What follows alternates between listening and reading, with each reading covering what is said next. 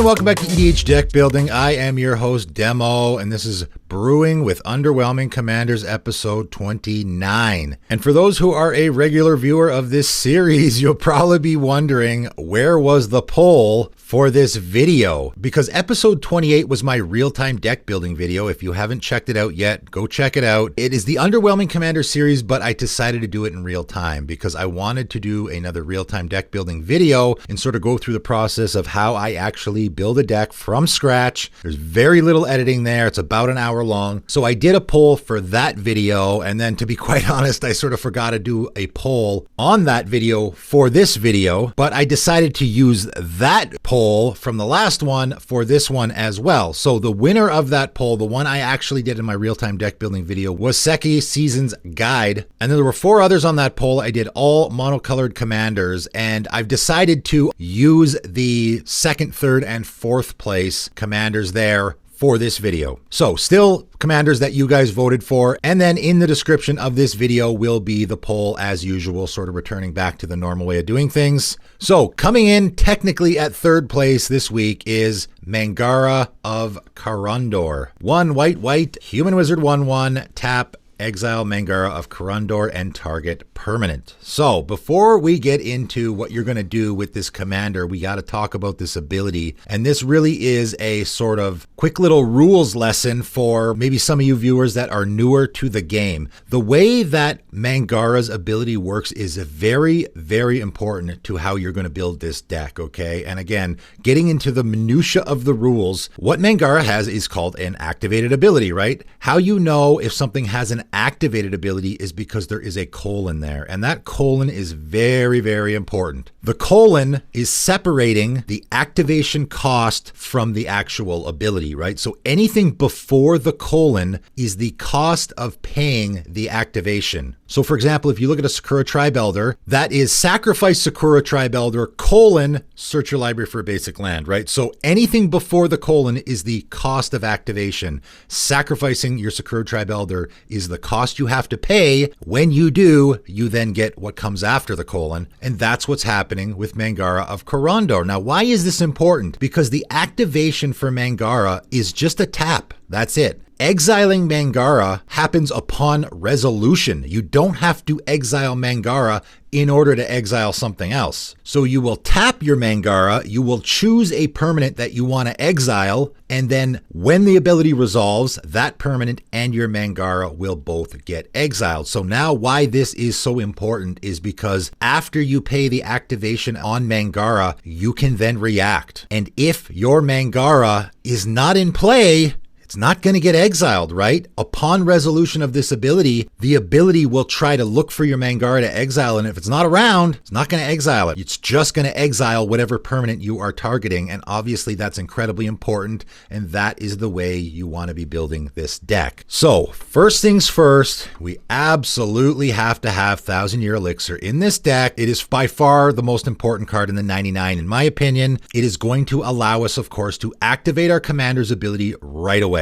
And that is really important in a Mangara deck. And I'll just say I used to have a Mangara deck years ago, so I do have some experience with this. And when you have a commander that exiles permanents, people are going to want to get it off the table right away, obviously, right? So being able to use the ability right away is really, really important, right? And this will allow us to use that ability immediately as soon as Mangara hits the table. So if someone has a removal spell, we can at least respond by exiling one of their permanents. However, even more importantly, we have that pay 1 and tap to untap target creature. And again, the reason why this is so important is because we can play our Mangara, tap it immediately, targeting a permanent. We want to hold priority here though, right? Again, getting into the technicality of things. We untap our Mangara, again, because the activation for Mangara's ability is only the tapping. That's it. That's all we have to do. So if we untap our Mangara with that ability already on the stack, now we can respond to our own Mangara ability with another one and target a different permanent. So again, when those abilities resolve, and even if you have no way to get your Mangara off the table, this will still exile 2 permanents because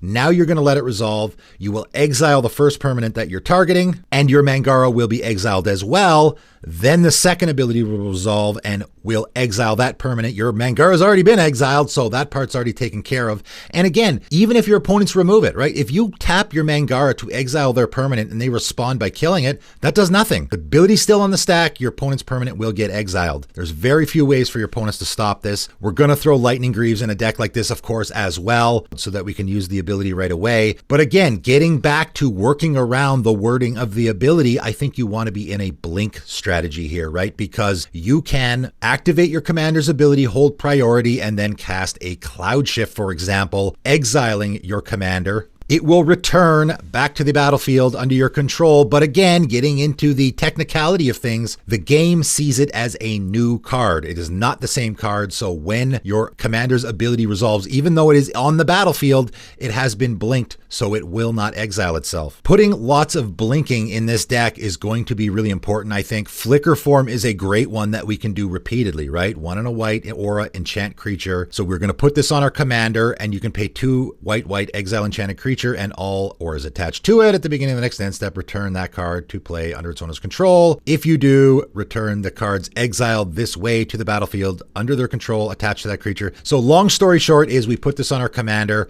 and we can just repeatedly exile it. It'll come back into play and then Flicker Form will go back on it so we can do it again. So this is 4 mana, essentially on everyone's turn. If we got the mana, we can just be exiling things, assuming we have some sort of haste enabler, right? This is also a great way just to protect your commander in general, but also, again, tap your commander to activate an ability, hold priority, then activate your Flicker Form, and then let that ability resolve, right? Tons and tons of flicker effects like Eerie Interlude. There's, white is fantastic at this, so finding enough that is going to fill your deck is not going to be a problem. I really like Mavinda in this deck because this is what I did with my Mavinda deck on my channel. You are casting lots and lots of instants and sorceries that are targeting your own creatures, and Mavinda says, pay 0, you may cast instant or sorcery card from your graveyard this turn. If that spell doesn't target a creature you control, it costs 8 more to cast. If we put in the graveyard, exile it instead. But of course, we are going to be using that, right? So now our Cloud Shift, we can now reuse it from our graveyard, only paying the casting cost, the 1 mana that we normally would for it. So I think that's a great include in any deck where you're going to be doing a lot of that stuff. You don't have to do the blinking though. You could throw in something like Shepherd of the Flock. It's just a 3/1 creature, but it has Usher to Safety, the adventure side, which is a 1 mana instant return target permanent you control the owner's hand. Great way to save a permanent, but this is another way that we can activate our commander's ability and then just return it to our hand rather than having to blink it and then just play it again. Of course, we want to throw a bunch of other blinking creatures in here, and white's got lots of great ones there. So you can just throw all your favorite ones in here. Sun Titan, Cavalier Dawn. There's lots of great creatures that you can be blinking, and there's lots of great blink spells in white. You really could just go any direction you want there. Our commander is removal, right? Fantastic removal, really. This is any permanent, lands, anything, right? So having that solution to pretty much any problem in the command zone is great. Of course, it's exile as well, right? So it's really going to get around a lot of issues. So what you do with the rest of the deck is up to you. Couple other cards that work great here. Robe of Stars is another way to save our commander because we can phase it out. 1 and a white, equipped creature phases out.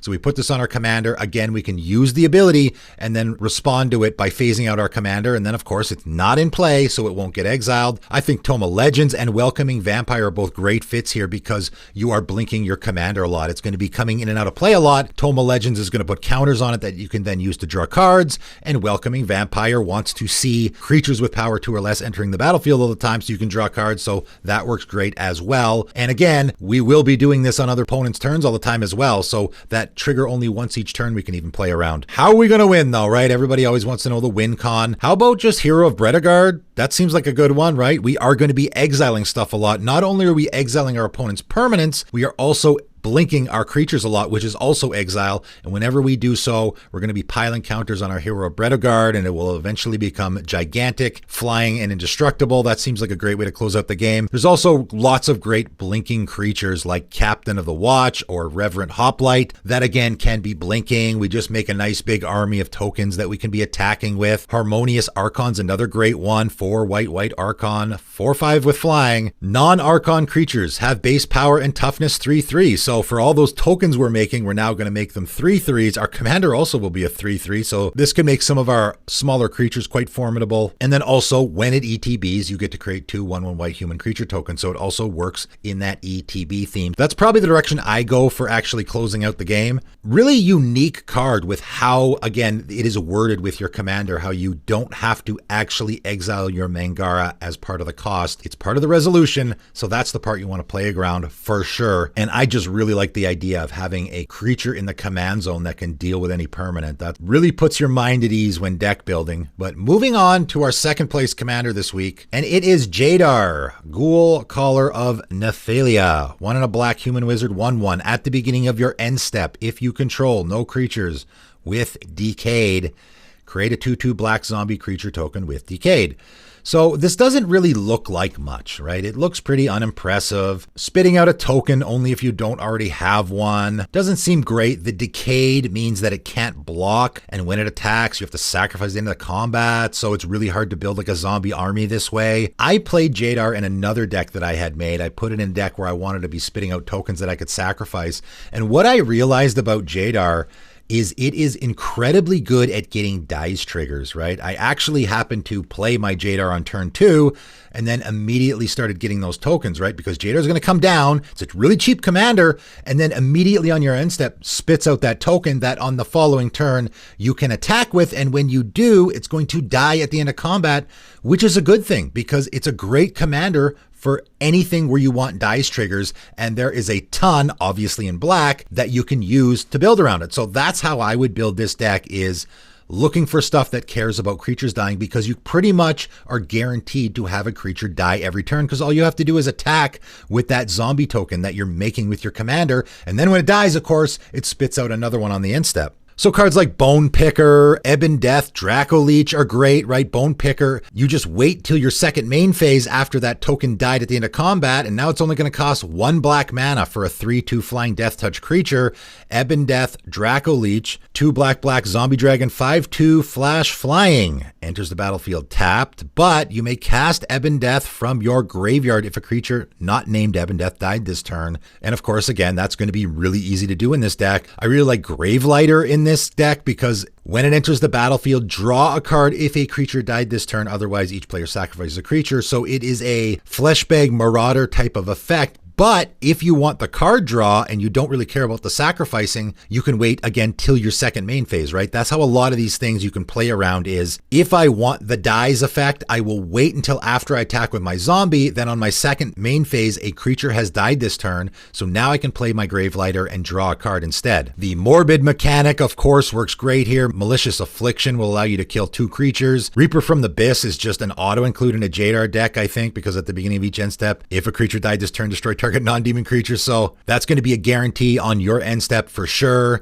Skursdag High Priest and Tragic Slip, again, just great cards that have that morbid mechanic, which of course cares about having a creature die. Death Priest of Merkel and Liliana's Devotee, again, want creatures to be dying. And on the end step, if a creature died this turn, which it always will be on our turn, you can pay 1 with Death Priest of Merkel to create a black skeleton creature token. And with Liliana's Devotee, you can pay 1 and a black to create a 2/2 black zombie creature token. Also gives your zombies that +1/+0 boost, so that's good as well. You obviously can go a zombie tribal route here if you want to. I would concentrate mostly on the dying, sacrificing, all that kind of stuff. You can put lots of sacrifice effects in here as well. Titan Hunter is one of them. 4 and a black human warrior, 4/5. At the beginning of each player's end step, if no creatures died this turn, Titan Hunter deals 4 damage to that player. This isn't going to hurt us at all, right? We're going to attack with that zombie token. It's going to die, and then we won't have to worry about taking the 4 damage from this. We can also pay 1 and a black to sacrifice a creature to gain 4 life. Warlock class will also work here. 1 black mana enchantment saga class. At the beginning of your end step, if a creature died this turn, each opponent loses 1 life, right? So that, I think, is going to be a big win con in this deck, is sort of the drain life, right? Zulaport Cutthroat is an obvious include here, because whenever our creatures die, we're going to be draining our opponents, so you can do a lot of that stuff. Obviously, there is lots of effects in black for that. Gotta have Dark Prophecy and Morbid Opportunist, 2 of my favorite black draw effects, and mostly for this situation because they don't care about about tokens, right? Dark Prophecy, if a creature you control dies, you draw a card and you lose a life, doesn't care if it's a token. So again, we're going to be drawing a card for sure on every one of our turns, and Morbid Opportunist, same thing. Only triggers once each turn, that's okay. Doesn't care about the token part, and that is the part that's really important. Just having that token die after it attacks, we're going to get to draw a card off of it. Crowded Crypt is another one that's going to be taking advantage of our creatures dying, and again, doesn't care about the token part. 2 and a black artifact, taps to add a black, so it's a mana rock, but whenever a creature you control dies, put a corpse counter on Crowded Crypt. So this is going to be piling counters on it a lot, and then later in the game, we can pay 4 black and tap it and sacrifice it to create a 2/2 black zombie creature token with Decayed for each corpse counter on Crowded Crypt. So this could be a way to close out the game if we can get a ton of counters on it. And of course, the Grave Pact Dictate of Erebos effects work here fantastically as well. That almost goes without saying. If I have a Grave Pact in play, I attack with that zombie every turn, and I'm just going to force my opponents to sacrifice a creature every single turn. People aren't going to love playing against that, but it is very, very effective. I think this is actually a really great commander. I love that it's cheap. 2 mana, right? Turn 2, I slap this guy down, and immediately on my end step, it spits out that token, and I can get to work immediately, right? On my very next turn, I can play a Morbid Opportunist, for example, then attack with my Decayed token, and when it dies, I get to draw a card. Like, you can immediately get to work with this guy. That's what I really, really like about him. I think he's actually a very underrated commander. But getting to our number 1 commander this time, which would have been number 2 in the poll. Again, so just to clarify, Seki Seasons Guide won the poll for the real-time deck building video. Neheb came in 2nd place. It was pretty close, so I feel pretty good about doing this guy for the number 1 commander this week. Neheb, Dreadhorde Champion, 2 red, Zombie Minotaur Warrior. 5/4 with Trample. When Neheb, Dreadhorde Champion deals combat damage to a player or planeswalker, you may discard any number of cards. If you do, draw that many cards and add that much red mana. Until end of turn, you don't lose this mana as steps and phases end. This is one of those commanders that I don't think is that underwhelming. I think there's a lot you can do here. You're discarding, you're drawing, you're adding mana. I really like that it is you may discard any number of cards. That's the part that I love. If this made you basically wheel, just throw your whole hand away and then draw cards, that I don't love as much. I love that you can choose how many cards to discard. So if you have something in your hand you really want to keep, you don't have to discard it, right? Obviously, we're in a discard theme, and I myself just recently made a Browlin Skyshark Rider mono red discard deck. Just played this deck actually on my most recent gameplay video if you want to check that out. And so this was a really easy build for me. I did a lot of similar things. Mono red actually is pretty darn good for discarding. There's a lot of support there. Obviously, Browlin is in this deck because whenever we're discarding cards, we're putting counters on our Browlin and it's dealing 1 damage to each opponent. This is like a win con in this deck, right? If we can be wheeling every turn, that's a really great effect. Glinthorn Buccaneer's got to go in here as well because it's doing something very similar, right? Whenever you discard a card, Glinthorn Buccaneer deals 1 damage to each opponent. So if we're connecting with our commander and we're discarding like 5 cards, our Glinthorn Buccaneer is going to deal 5 damage to each opponent, right? That's going to close out the game pretty quick. Obviously, we got to have Surly Badgersaur, Conspiracy Theorist, right? There's just so many cards in red, like I said, that are just auto-includes in this theme. Lots of great support here. Containment Construct is one that just came out recently. In Neon Dynasty, whenever you discard a card, you may exile that card from your graveyard. If you do, you may play that card this turn. And this is whenever you discard a card, right? So if we discard our entire hand with Neheb on our second main phase, we can play all of them. Whenever you discard a card, you may exile that card and play it this turn. So if we discard 6 cards, we can play all of them if we want to, if we're able to, right? Bag of Holding will also allow us to sort of not lose value with all the discarding we're doing, or gain value, right? We're replacing the cards we have with our commander, but we can gain value here because we discard those cards and then exile them, and then we can sacrifice our Bag of Holding at a later date and get all those cards back. Currency Converter is a brand new one from New Capenna that fits in this theme. 1 mana artifact. Whenever you discard a card, you may exile that card from your graveyard. And again, I like that it's a may, so we don't have to. We can pay 2 and tap to draw a card, then discard a card, which of course is great to have in a discard theme. We can also tap and put a card exiled with Currency Converter into our graveyard. If it's a land card, create a treasure token.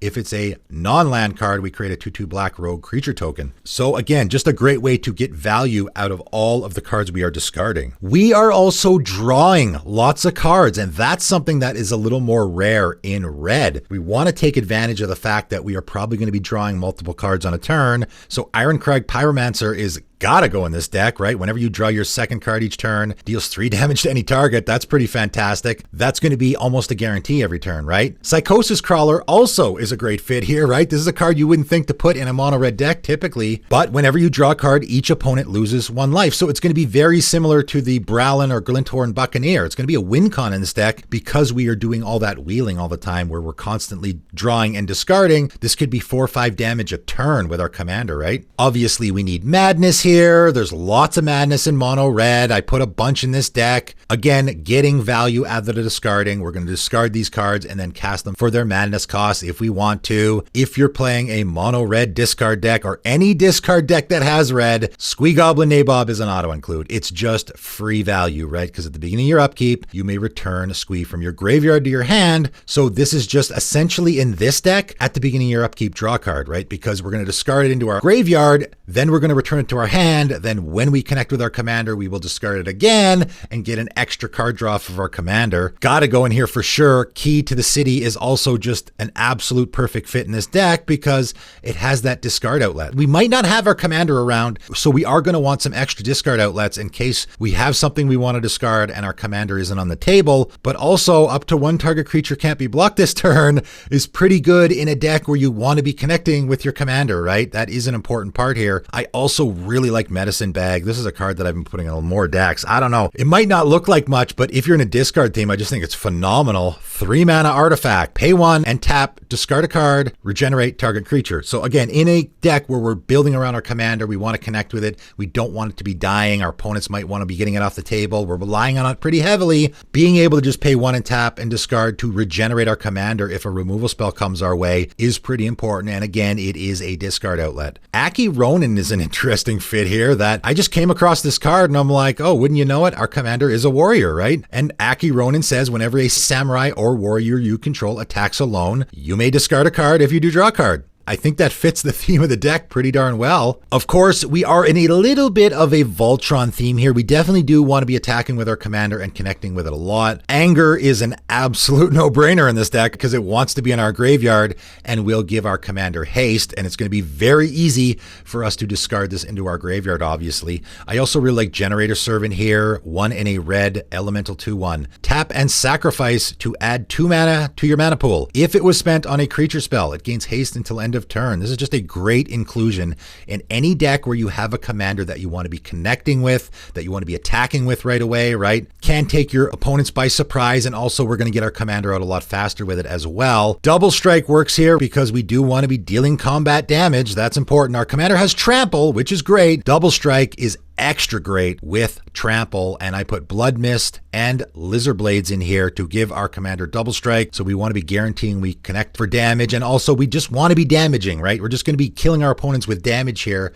whether it be from our Glinthorn Buccaneer or a Psychosis Crawler or our commander. So getting in for more damage is always going to be great. I also put Goblin War Drums and Power Matrix in here as well. We want to make it harder for our commander to be blocked. Menace is going to do that, and Power Matrix, of course, is going to do that, particularly giving it flying, of course. Also gives First Strike Trample and +1/+1, so that's pretty good as well. Kamal's Desire is sort of an unknown card that I think was a great fit here. 1 in a red, Aura, Enchant Creature. Enchanted Creature has First Strike, and again, First Strike and Trample work pretty well together, so if our opponents do throw a chump blocker in the way, our commander does have a 5 power. We can kill that creature immediately and then trample over for damage. Lessens the chance that our commander is going to die, and then also, if we have Threshold, we get +3/+0, and of course, that means we have to have 7 or more cards in our graveyard, and gee, I think that's probably going to be happening relatively quickly in this deck with all the drawing and discarding we're doing, right? So this is going to make our commander an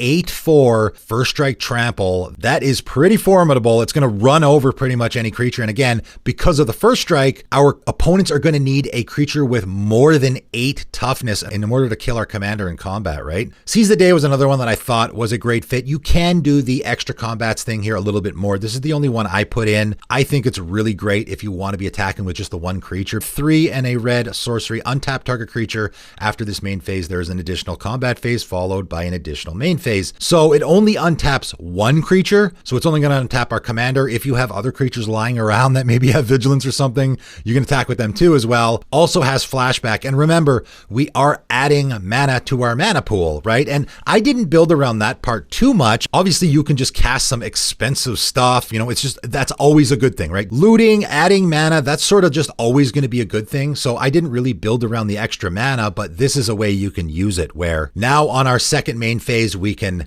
use the mana that we just got to seize the day, attack with our commander again, and then use that mana to flashback and do it again. So we'll get 3 attacks in a single turn. Pretty darn good, I think. Again, I don't think this is a particularly underwhelming commander. I thought the build around strategy here was pretty obvious, and I think this is a pretty darn good deck. I suppose I could have went a little more fringe with it, but I just thought, how do you not build around the discard theme? That just seems so obvious and really, really good. I'm actually quite surprised this guy isn't more popular. The deck list for this is in the description below as usual. And of course, once again, the poll for the next video in this series is going to be in the description as well. So go vote and see which commander you want to see in the next Underwhelming Commanders video. But that is it for today, and thanks for tuning in.